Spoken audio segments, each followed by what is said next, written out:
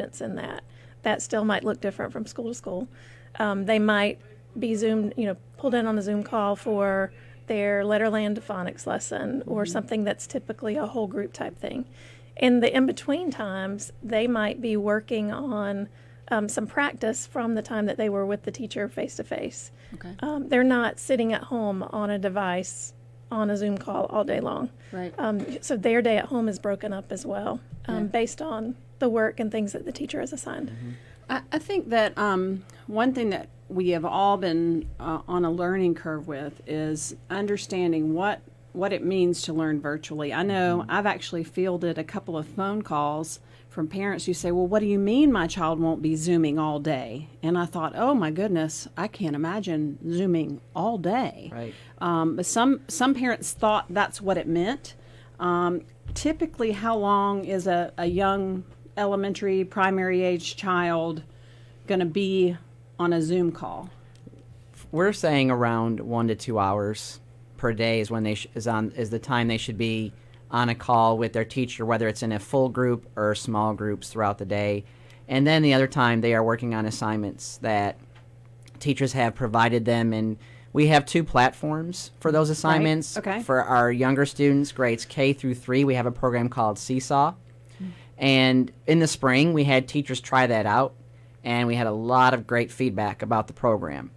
So we decided to go with that as a district to make things consistent, because that's one thing we heard in the spring was this student's doing, even siblings, my one student is doing it this way, and then the brother's doing it this way, and then I heard from a neighbor they're doing it this way. So we decided let's have one platform, and that's Seesaw for grades K through 3, and then 4th and 5th grade are using what's called Canvas. And we wanted that to be for our upper grades because when they start middle school, 6 through 12, Canvas is it. So we wanted a platform to start our students off in 4th grade so they could learn it and parents could learn it. So by the time they get to middle school, they are experts at it and know exactly how it works. And their assignments are all in there. And we asked parents to please, once everything started, and I think we're almost there. We're still having a learning curve with some of our programs and technology, and we expected that because this is new, especially for elementary. We've not had technology to this extent. We've not had virtual learning to this extent. So we're still on a learning curve, but it's getting better every day. But we are asking parents, that's one thing to help is check the Seesaw, the student Seesaw accounts, and their Canvas for the older students. Okay. And now we've heard a lot about what people are calling synchronous and asynchronous learning. For our listeners, what does that mean? What is that? So the synchronous learning is when they're at home, but they're still with their class. Okay. And like on a morning meeting. Or we have what's called Letterland for our K through 2 students. That's how they learn their phonics, and they do that as a group. So if a student is home and on their Zoom with their class, that's the synchronous. But asynchronous means that they're just on their own doing the work, whether it can be a program they're working on or their assignments or maybe one-on-one with their teacher. Okay. More self-paced and, at their own. And we realize, too, that, the students at home may not be able to access those live Zoom calls during the day or, so teachers are recording those and making them available for students who have to access them at different times as well. And so, Kim, as a mother of 3, tell us what advice you might have for our parents who have children that are at home, maybe a 6 or 7-year-old that is not able to manage his time or her time wisely. What kind of advice do you have for our parents as they work through this process? I think our number one advice for everyone, for everything right now, is grace. Give yourselves grace, give your student grace, give your teachers grace, your school staff grace. This is new for all of us, especially at the elementary level. The secondary's been dabbling in this for a while, but it's brand new to us. So I think it's really important to remember that it's not going to be perfect from the start. And we're even saying go slow to go fast. Start small, build up, and as you become more skillful with things, it will get easier. Grace and space. Yes, that's good. Yeah. And then it is important, though, to develop a schedule. for those students at home, whatever that schedule looks like. And we realize that some of those schedules have to look differently due to working parents and when they actually can help to support the work. But I think John would agree, our students who agreed to be 100% virtual, we asked them to agree that they're going to, I'm going to, either myself or someone will provide the support that these students need. Right. Because you can't expect, we've even talked about the middle school age, it's a little iffy for kids to be able to do that on their own. So providing a structure and kind of a common day, common routine every day is really, really important. Yeah, and I think one thing that's important is routine and structure really for children all the time in everything that we do. And, I have my degrees in early childhood education also, and so lots of discussion about setting routines and setting structure. Believe it or not, children, even teenagers, love boundaries. Yes. They just function better when they have do. boundaries, when they have a curfew, when they have expectations. One thing, and I think it's interesting too for our listeners that have several children, a lot of the time a child can be difficult to educate or difficult to keep on task. And it's not because you're not a good parent. It's just that personality of that child. And I know that I have one of each. I have one that's really motivated and plans and does very well. And then another one that will look out the window, for half an hour before he realizes that he's off task. So I think it is important for us to give ourselves grace. Yes. One thing that I always did for my child that had a hard time staying on task, I would make a list for him and actually draw little boxes beside it. And I'd say, okay. That works at our house as well. Yeah, you need to get these 4 things done by lunchtime. And I want you to take this pen and check these things off to show that you've completed those things. And I think that makes a child feel secure. And it lets them, it makes the abstract concrete for them. Yes. It gives them something to see, this is doable for me. Right. Which is really important as well. And I'll say that's what we like about our programs. We're using the Seesaw and Canvas. It kind of does that. It has laid out for the students, these are the assignments for you to do and watch this video, or this is the instruction. Canvas, the same thing. And because in the spring, as I said, we didn't have these, and some of the frustration was from our families, I know, was I'm not sure what my child is supposed to be doing while they're home. And these programs provide that direction, so that's going to help us. So then the parent can go back and say, okay, here's your list of things to do. Okay. If they're on their own, did you do these things? Or let's make sure we do. I'm going to be close to you and make sure you do these things. It just depends on the student, like you said. Plus, the programs provide a communication loop with the teacher as well. There are ways to message the teacher, email the teacher, just right there in the program. And the teacher can also message parents. With Seesaw, there's a family app that you can download that's like the student app. And so it gives, a teacher can contact families through the family app even. Right. So lots of things about these programs that we're still learning as well. Right. So our parents are on a learning curve too. Yes, all of us together. All of us are. So talk to me a little bit about our teachers. How are they doing with virtual learning? And I know that some people are saying, well, gosh, kids are only going to school a couple of days a week. Are the teachers working? And so tell us about the teachers and how are things going for them?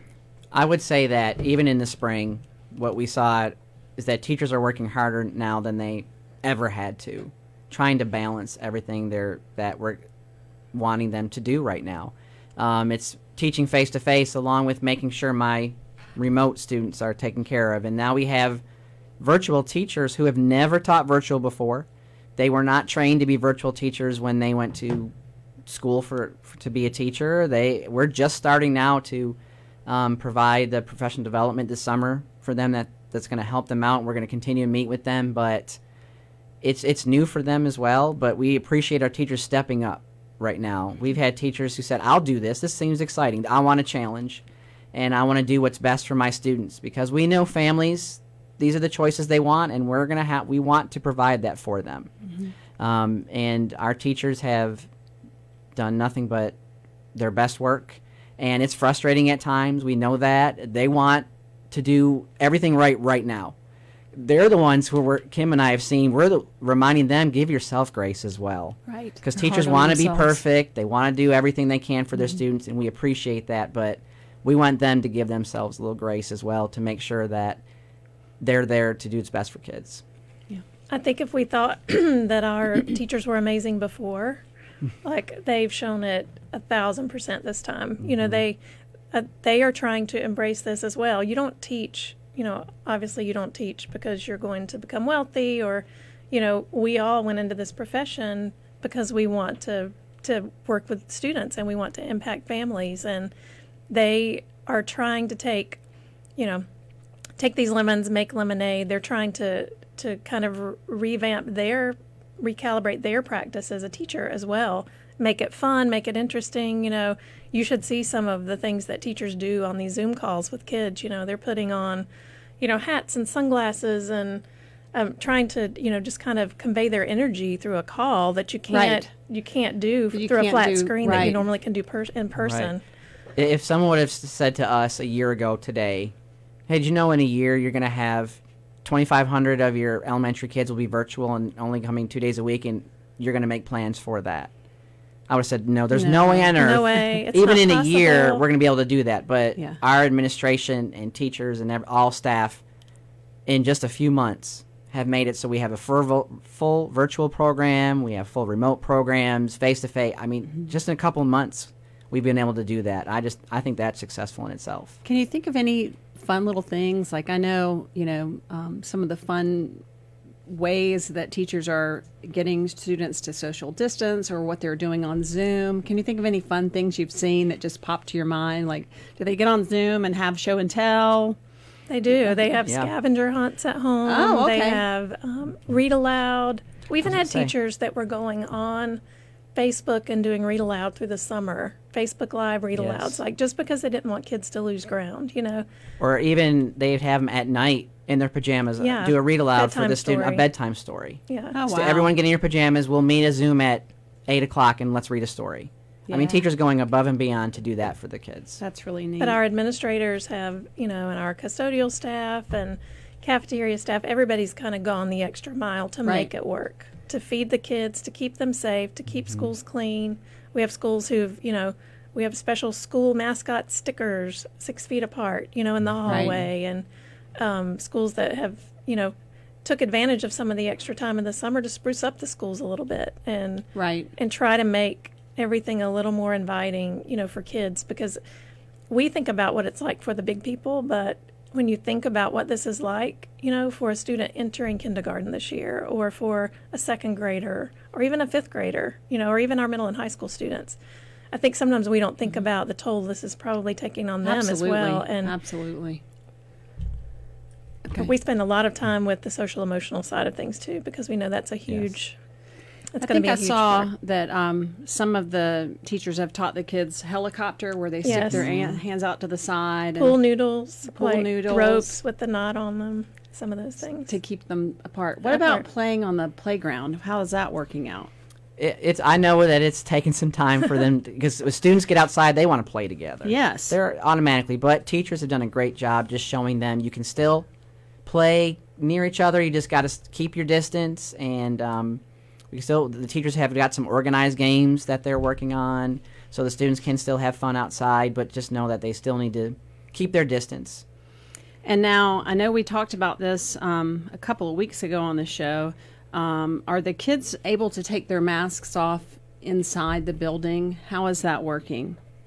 The preference is for the kids to take them off outside, because that's the safest space. Sorry, but if they are inside, and they do provide a mask break, they need to, number one, be sure students are 6 feet apart, and they do it one at a time. Oh, okay. So that way, not everyone has their mask off at the same time. So I even saw a teacher, because it was raining one day, and the teacher had a timer for each student, and just the student knew once it dinged, the next one in the row would take theirs off, and the next one, every time it would ding after a minute. They each got a minute break, but they did it one at a time to be as safe as possible. I was in a kindergarten class on the first day of school, and a little boy, he was precious, and he kept looking at his teacher and saying, whew, I need to take this off and take a drink of water. And we figured out quickly that He was needed a his break. way of, then about 2 minutes later, he went, whew, I need to take this off and a drink of water. So they're working through it, though. They're doing that. They're doing amazing. I am are. so surprised how amazing the students are doing with the masks. It doesn't seem to bother Yeah. most of them. Well, and when you go in the buildings and you meet some of these little people, they really want to tell you about their masks. Oh, and yes. you got all kinds of princess do. masks. Yeah, I was at a school yesterday, and 2 girls had the same cat mask, and they had to come and show me their cat mask, and they thought it was the greatest thing they had. Yeah. Well, and I do think it's interesting because we're talking about elementary today, and I think probably elementary has been the biggest learning curve because. I think about my child that's older. You guys have older children. They've been doing Canvas for a while. I mean, literally, my child has not missed a beat. I mean, he completely understands Canvas, but he's in high school. And he's been working with these laptops since he was in the 6th grade. So what do you think this is going to do? How do you think this is going to catapult these children as they move into middle and high school? I bet it's really going to change. It probably is going to really change everything for them. We think it's not, education at the elementary level is never going to look the same. We don't think. And we've had so many teachers from spring, from our summer learning program that was virtual. We've had so many teachers say, I will who are taking what they learned and they say, I will always do this. I'll never go back to the way that I did things before, because they're finding rich ways to engage today's kids in learning. So it's kind of taking the digital native versus digital visitor. Right. It's kind of turning us all into, aligning us more with what kids really need. It put us into warp speed with Yeah. our ability to use technology. Well, we have about a minute left. Do you have any final pieces of advice for any of our parents out there with young children? Any words of wisdom or words of grace that you'd like to offer? We just appreciate the support that we're getting Definitely. from families and parents, and still entrusting us with the most precious thing you have, and that's your child. right. So we just appreciate our families for trusting us and their support. Yeah, our community's really pulled together. Yeah, haven't they? amazing. Yeah, Very much so. It feels good. And yeah. to sum it up, my 8-year-old said yesterday, Mom, I wish you could just come and experience the fun at school with me. Like, I wish you could just come and see how fun it is. So shout out to Miss Cardwell There you at Troutman go. Elementary. But, for the kids, if we make it fun, it's fun for them. That's right. So Right. we just appreciate the village that's helping us do that. That's right. Thank you for being my guest today. Again, I'm proud to be your coworker with you, and I Thank you. appreciate your time today. Thank you. Thank you. Okay.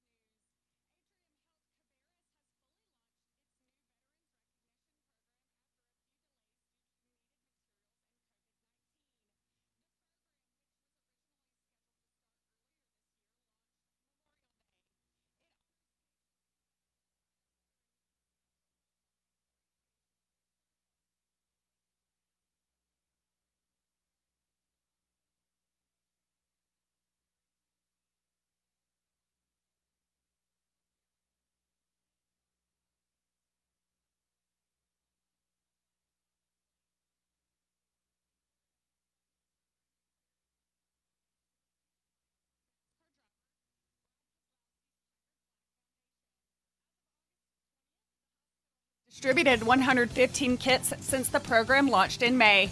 Thanks for tuning in to WSIC. I'm Margaret Beveridge from the news desk. Join the Iredell Statesville School System Superintendent Jeff James every Tuesday at 11 a.m. as he brings you the latest updates and what to expect for this